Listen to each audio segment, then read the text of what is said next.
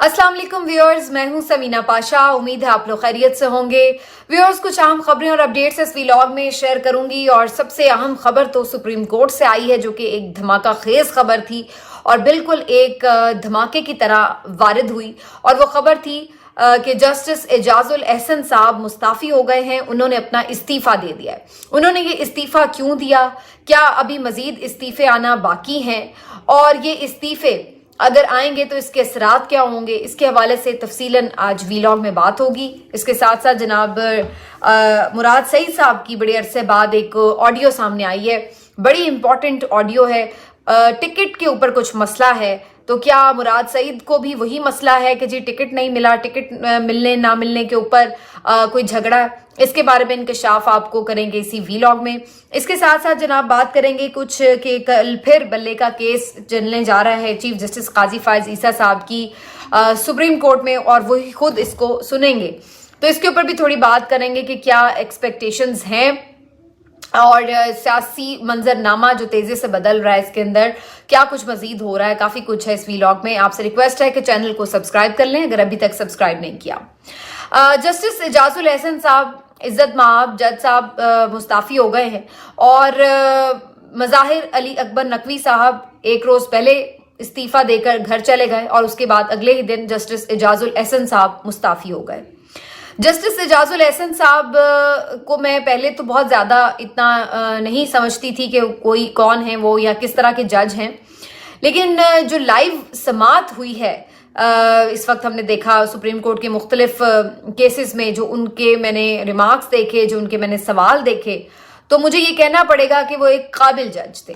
और मुझे उनकी इंटेलेक्ट ने, उनके काबिलियत ने, उनके कंडक्ट ने मुतासिर किया और मैं ये समझने पे मजबूर हुई। इससे पहले हो सकता है कि ये एक तासुर हो उनके बारे में कि कुछ जैसे एक डिवीजन थी, एक तरफ के जजेस थे, एक दूसरी तरफ के जजेस थे, तो जाहिर है जो पीटीआई के हामी जजेस हैं उनको पीएमएलएन वाले जजेस जो है वो पसंद नहीं थे, और जो पीएमएलएन वाले थे वो पीटीआई के जजेस को करप्ट और कॉम्प्रोमाइज जजेस कहते थे। लेकिन जस्टिस एजाजुल एहसन के बारे में मेरी कोई भी राय नहीं थी, लेकिन जब मैंने उनको लाइव समाअत में देखा तो मेरी उनके बारे में एक राय डेवलप हुई और मुझे लगा कि वो एक काबिल जज हैं। उन्होंने मुझे मुतासिर किया अपनी गुफ्तगू से। इसलिए खास तौर पर जब आज ये इस्तीफे की खबर सामने आई तो मुझे पर्सनली अफसोस हुआ इस बात का, इसलिए कि मुझे लगा कि अगर आप ओवरऑल एक मंजरनामा देखें तो ऐसा महसूस हो रहा है कि पाकिस्तान में जितने भी काबिल लोग हैं, पढ़े लिखे लोग हैं और ऐसे लोग जिनके बारे में आप ये कहते हैं कि ये क्रीम है, ये टैलेंटेड लोग हैं, ये पाकिस्तान का एसेट हैं, असासा हैं, ऐसा लग रहा है कि एक सोचे समझे मंसूबे के तहत उनको साइडलाइन किया जा रहा है, उन्हें घर बैठने पर मजबूर किया जा रहा है।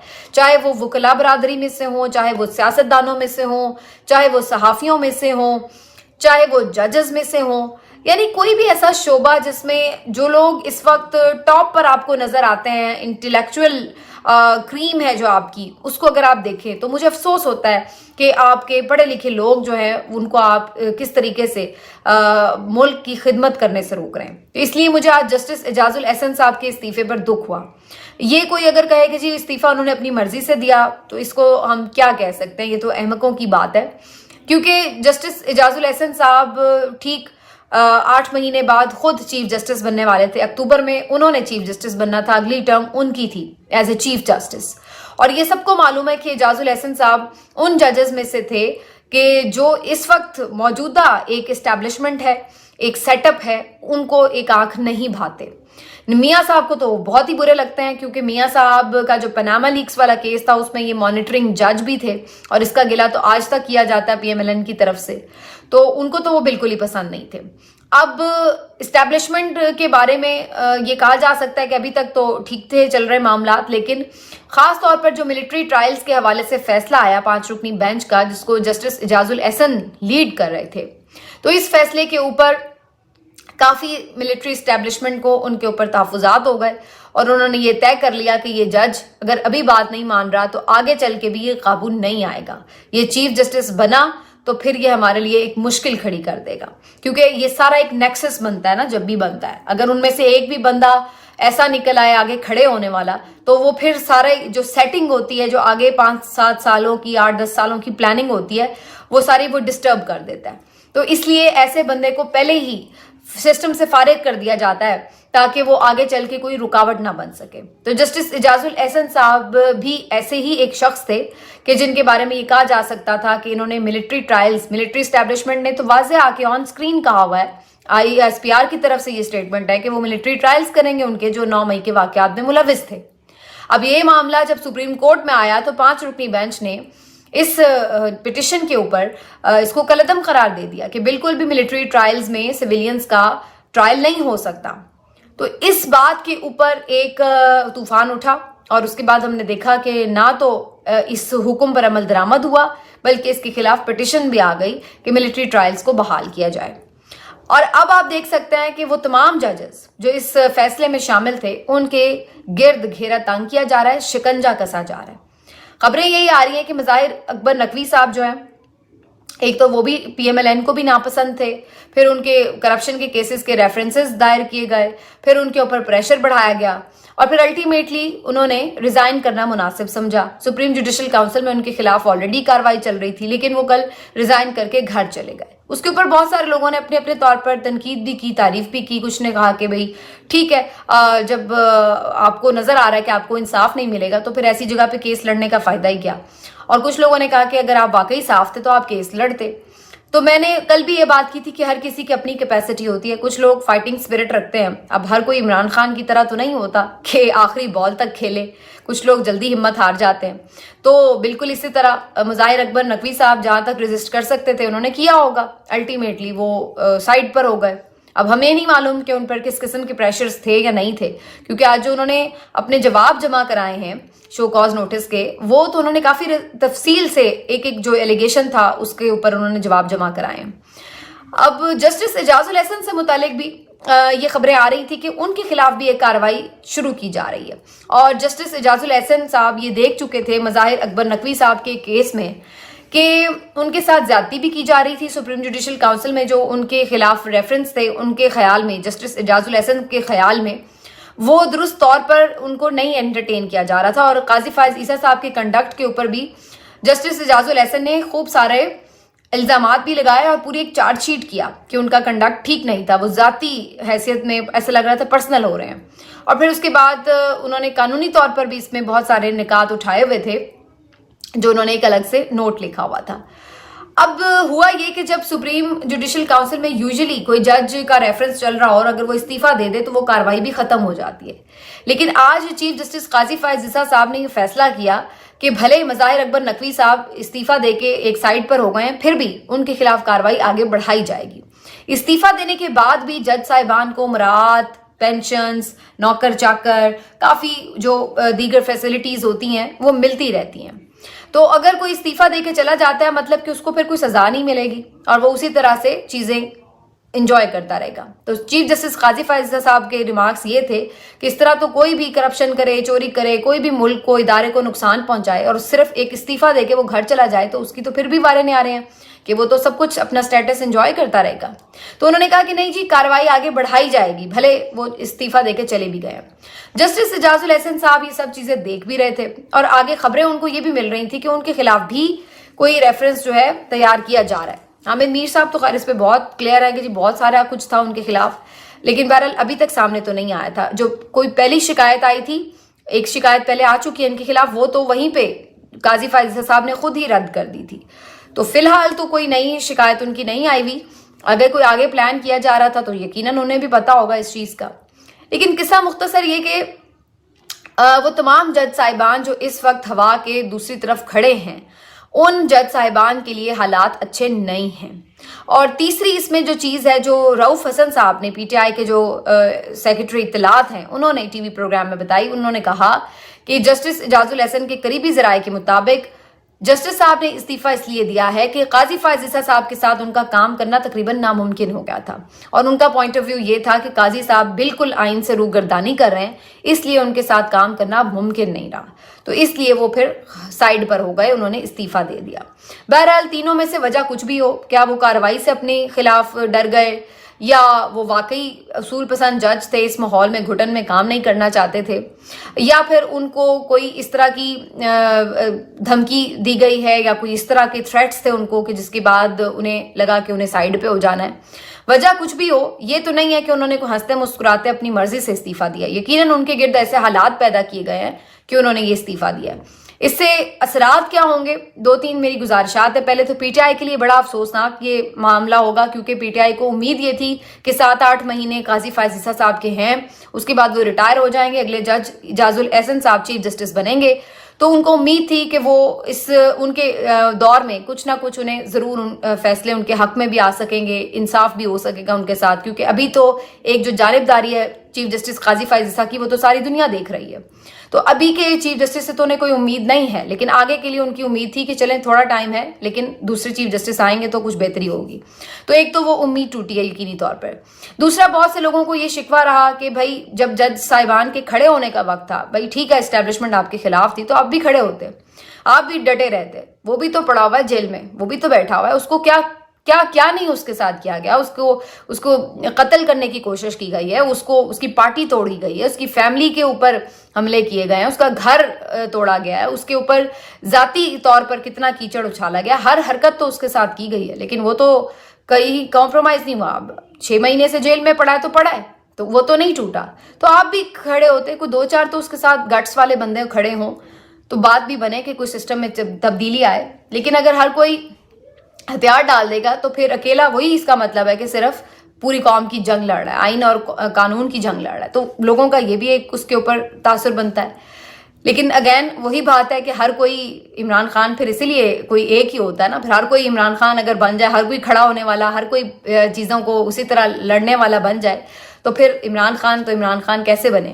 تو یہ بات ہے. اب باقی جسٹس اعجاز الاحسن صاحب کا جیسے میں نے کہا کہ مجھے تو پرسنلی ہوا کہ وہ ایک قابل جج تھے, ان کو ہونا چاہیے تھا.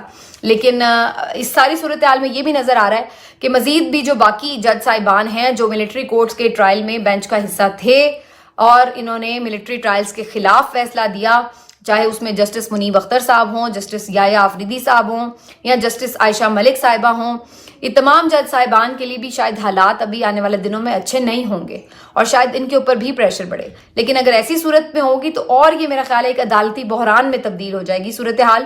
کیونکہ اگر 6-8 جج اکٹھے ہی استعفیٰ دے دیتے ہیں تو یہ تو ایک عدم اعتماد ہے اپنے چیف کے اوپر کہ آپ اپنے معاملات کو ہاؤس کو آرڈر میں نہیں لا سکے. یہی خطرہ, یہی تنقید, یہی خدشات عمر عطا بندیال صاحب کے حوالے سے تھے کہ جی آپ اپنا ہاؤس آرڈر میں نہیں لا سکے. تو چیف جسٹس قاضی فائز عیسیٰ صاحب کے ہوتے ہوئے تو 2 مہینے کے اندر یہ صورتحال ہو گئی کہ ججز آپ کے نیچے کام کرنا پسند نہیں کر رہے. اتنی شدید ڈویژن ہو گئی ہے اور اتنی شدید قسم کی اب ایک اس میں ریسٹ لیسنس نظر آ رہی ہے وکلا برادری میں. اور آپ دیکھیں گے کہ آئندہ آنے والے دنوں میں اگر ایک آدھ استعفیٰ اور آتا ہے تو یہ چیز بڑھے گی. ابھی میں سن رہی تھی لاہور بار کی جو نائب صدر ہیں ربیہ باجوہ صاحبہ, انہوں نے تو چیف جسٹس قاضی فائز عیسیٰ صاحب سے استعفے کی ڈیمانڈ کر دی ہے کہ اگر آپ رول آف لاء کی بات نہیں کرتے, اگر آپ آئین کے مطابق نہیں چلتے تو آپ استعفیٰ دیں. تو یہ تحریک جو ہے اگر شروع ہوتی ہے تو یہ پریشر بڑھے گا. اتنا آسان نہیں ہوگا کہ آپ عدالتی بحران کو اس طریقے سے اگنور کر دیں. لیکن دیکھتے ہیں آنے والے دنوں میں کیا ہے. شنید یہی ہے کہ مزید استعفے پیچھے آ رہے ہیں. اب آ جاتے ہیں جی اس بات کے اوپر کہ مراد سعید صاحب کی جو آڈیو ایک سامنے آئی ہے. مراد سعید صاحب بہت عرصے سے روپوش ہیں اور پچھلے 2-1 مہینے سے تو ان کا کوئی پیغام وغیرہ بھی سامنے نہیں آ رہا تھا. کافی لوگ ان کے بارے میں خیریت سے متعلق کافی تشویش میں تھے. بہرحال انہوں نے 2-1 دن پہلے ایک ٹویٹ کیا تھا, لیکن اس میں خیر وہ ایک انہوں نے یعنی ایک چھوٹی سی ویڈیو ہی اپلوڈ کی تھی. اب انہوں نے جو ایک آڈیو میسج دیا ہے وہ بڑا امپورٹنٹ ہے. اصل میں کہانی یہ ہوئی کہ مراد سعید صاحب کے جو نامینیشن پیپرز تھے, کاغذات نامزدگی تھے, وہ ریجیکٹ کر دیے گئے تھے اور اپیل میں بھی ریجیکٹ ہو گئے. تو اس کے بعد پارٹی کی طرف سے یہ فیصلہ کیا گیا کہ ان کے حلقے سے ان کے والد صاحب کو ٹکٹ دے دیا جائے. مراد سعید کے والد جو ہیں وہ الیکشن کانٹیسٹ کریں. تو یہ خبریں آ رہی تھی کہ ان کو ٹکٹ دیا جائے گا. ابھی تو خیر حتمی فہرست شامل آنی تھی, اب تو شاید جب آپ دیکھ رہے ہو تو آ چکی ہو, لیکن ابھی میں اس کے اوپر بات نہیں کروں گی جب تک میں خود نہ دیکھ لوں. لیکن خبریں یہی تھی کہ جی ان کے والد کو ٹکٹ دیا جا رہا ہے. تو اس کے حوالے سے مراد سعید صاحب نے ایک نامعلوم مقام سے پیغام جاری کیا اور انہوں نے کہا کہ ہماری تو ساری جدوجہد ہی موروثی سیاست کے خلاف ہے. تو میں نہیں سمجھتا کہ اگر میرا جو ٹکٹ ہے وہ ریجیکٹ ہو گیا کسی وجہ سے یا کاغذ ریجیکٹ ہو گئے تو میرے ہی خاندان کے کسی فرد کو نوازا جائے. بالکل نہیں. صرف اس لیے میرے والد کو ٹکٹ دیا جا رہا ہے کہ جی وہ مراد سعید کا والد ہے, تو یہ تو کوئی آپ کا میرٹ نہ ہوا. میرٹ کے اوپر آپ ٹکٹ دیں. جو بھی میرے علاوہ کارکن, جو بھی اس حلقے کا امیدوار ہے, جو تگڑا امیدوار ہے, جس کی پارٹی کے لیے, جمہوریت کے لیے خدمات ہیں, اس کو پریفر کیا جائے. صرف اس لیے کہ کوئی شخص میرا والد ہے تو اس لیے اس کو ٹکٹ دے دیا جائے, میں اس کے خلاف ہوں. تو یہ بہت بڑی بات ہے, اور یہی وہ بنیادی بات ہے جو ایک ڈفرینس آپ کو نظر آتا ہے کہ کچھ لوگ جہاں پر ہم یہ دیکھ رہے ہیں کہ ٹکٹ کے اوپر کیسے کیسے لوگ سامنے آتے ہیں, ایک دوسرے کے خلاف بیان بازیاں کرتے ہیں, کیا کچھ ہو رہا ہے. ادھر آپ پی ایم ایل این میں جھانک کر دیکھ لیں کیا صورتحال ہے, آپس میں دستوں گریباں ہوئے پڑے ہیں ٹکٹ کے اوپر. ادھر سے قیادت اس قسم کی ہے کہ اپنے علاوہ پہلے تو کچھ نظر نہیں آتا, پھر اس کے بعد ان تمام لوگوں کے علاوہ کوئی نظر نہیں آتا جو ان کو سفارشی ادھر ادھر سے ملے ہوتے ہیں, جو پیسے لگاتے ہیں, جن سے انہوں نے فائدے اٹھائے ہوتے ہیں, جو ان سے فائدے اٹھاتے ہیں, انہی کے بچوں کو آگے ٹکٹیں دے دیں گے. یہ ان کی صورتحال ہے. بہت سارا اپنے پارٹی ورکرز جو ہیں ان کو ناراض کر بیٹھے ہیں. اب وہ دانیال عزیز صاحب ہیں, وہ کہہ رہے میں آزاد لڑوں گا, جی انہیں ٹکٹ نہیں دیا. طلال چودھری صاحب ہیں, ان کو ٹکٹ نہیں مل رہا تھا, اب انہیں خیر بلایا ہے, کوئی معافی تلافی کریں گے. عائشہ رجب صاحبہ جو ہیں ان کو ٹکٹ نہیں ملا, وہ بھی آزاد لڑنے کے لیے میدان میں اتر رہی ہیں. شاہد خاقان عباسی صاحب وہ ویسے ہی توبہ کر کے پارٹی سے الگ ہو گئے ہیں. مفتاح اسماعیل صاحب ہیں, ان کو کارنر کر دیا گیا ہے. مہتاب عباسی صاحب ہیں, ان کے شدید تحفظات ہیں. تو یہ سارا کچھ کیا ہو رہا ہے؟ یہ وہ پارٹی ہے جس کو بڑا فیورٹ بنا کے سامنے لانے کی کوشش کی جا رہی تھی, پلیٹ میں بڑا سجا سجا کے. صورتحال ان کے اندر یہ ہے, ٹکٹوں کے پیچھے یہ بندر بانٹ چل رہی ہے. ادھر آپ دیکھیں کہ ایک پارٹی مشکل میں, جس کے بارے میں یہ کہا جا رہا تھا ٹکٹ لینے والا کوئی نہیں ہوگا. ٹکٹ لینے کے خواہاں تو بہت ہے, لیکن پھر بھی آپ دیکھیے کہ جن کو ٹکٹ مل رہا ہے وہ خود کہہ رہے ہیں کہ نہیں بھائی, جو ڈیزرو کرتا ہے اس کو ٹکٹ دیں. تو یہ ہے صورتحال, یہ ہے بنیادی ڈفرینس. اور یہ چیز آپ کو صرف پی ٹی آئی میں ہی نظر آ سکتی ہے. کون ہے یہ سلمان اکرم راجہ, کون ہے یہ شیر افضل مروت صاحب, کون ہے یہ نعیم حیدر پنجوتا صاحب, کیوں ان کو ٹکٹ مل رہے ہیں؟ سنم جاوید خان, کیا آپ سوچ سکتے ہیں کہ پی ایم ایل این میں کسی کارکن کو جس کو 6 مہینے پہلے جو پارٹی کا حصہ بھی نہ ہو وہ الیکشن لڑ رہا ہو نیشنل اسمبلی کا؟ کیا یہ آپ پی ایم ایل این میں سوچ سکتے ہیں؟ لیکن پی ٹی آئی میں یہ ہو رہا ہے.